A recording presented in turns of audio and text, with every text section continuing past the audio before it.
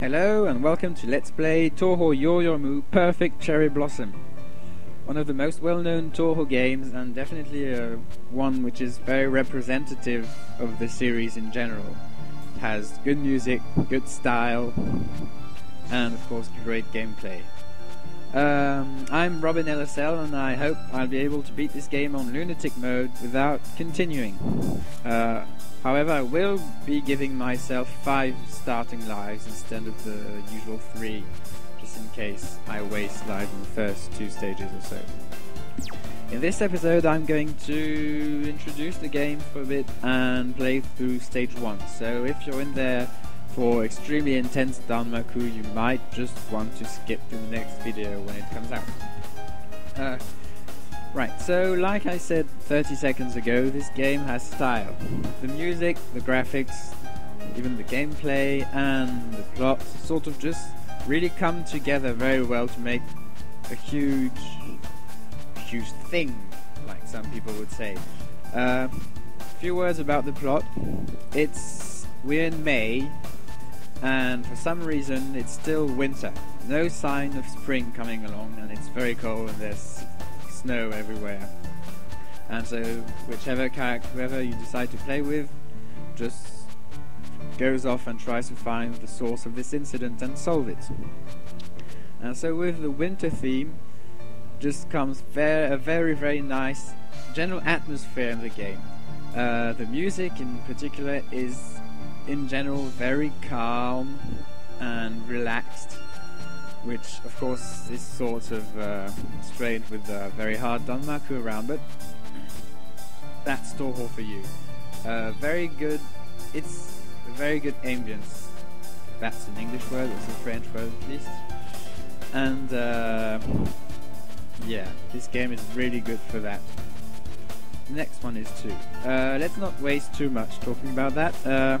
So we still have 4 difficulty settings, and I'm still playing on the hardest one because I can and because I want to.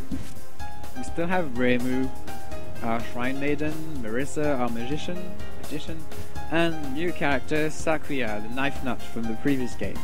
She doesn't look as evil as last time now, doesn't she?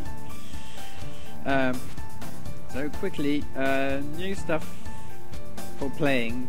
Characters now have 2 bombs depending on whether you're on focused mode or unfocused mode. And different characters have different amounts of bombs per life. So, for example, Reimu here has 3, Marissa has 2, and Sakuya has 4. Let's talk a bit about the way the characters play. Reimu has the advantage of having a slightly smaller hitbox than the other characters, which is very useful at times. However, I find that she just moves way too slow in general. She has 2 shot types. First one is homing amulets, which is just ridiculously weak. Don't use this. It just takes ages to beat anything. And her second shot type, which is needles, decent power.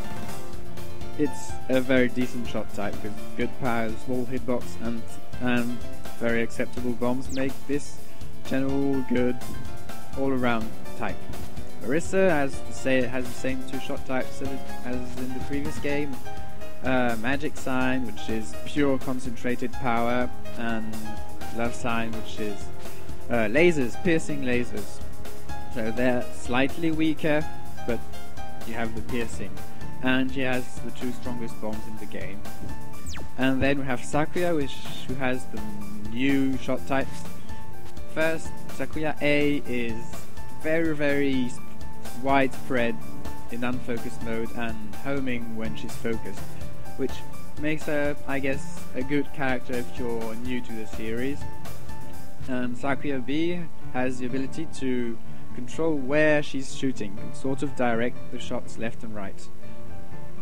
However, Sakuya's main problem is that she moves too fast while focused and makes it hard to dodge really tight patterns.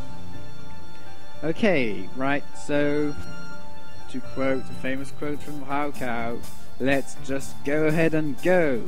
I'm playing with Marissa A because she's always my favorite character. So as usual, the first stage isn't very eventful, but it's mostly focused around gathering power items. So just go for these red peas, or rather white peas on a red background. This first stage has an amazing music. Paradise Deep Mountain, I think. It's like I said before, calmness, wintry feeling. So having Marissa here is very useful just because of her speed. It's very annoying with Rimu to just see all these items just dropping and you can't do anything about it. Chiano is back! Our first mid-boss is 9-ball. She's a bit harder than the Rumia with mid-boss in Embodiment of Scarlet Devil, but there's still not much to say about this. First spell card, Frost Columns. Not very hard at all. Don't get walled, I guess it sometimes happens. And it's sort of annoying because you can't always stay underneath her. You're concentrating on dodging that stuff and you don't have much space. But yeah, nothing much to say. Second part of the stage is even more simple than the first, somehow. Just move left and right. And it sort of helps if you know where the big fairies spawn, but just play, it's fine. Okay, Marissa's wondering what the hell she's doing here. And we have our first new lolly, Letty White Rock. She is some kind of winter spirit. She's not as wimpy as Rumia was in the previous game, but she's still a very easy first boss. For the non-spells, don't stay too high on the screen because it might surprise you at times. So her first spell card, Lingering Cold.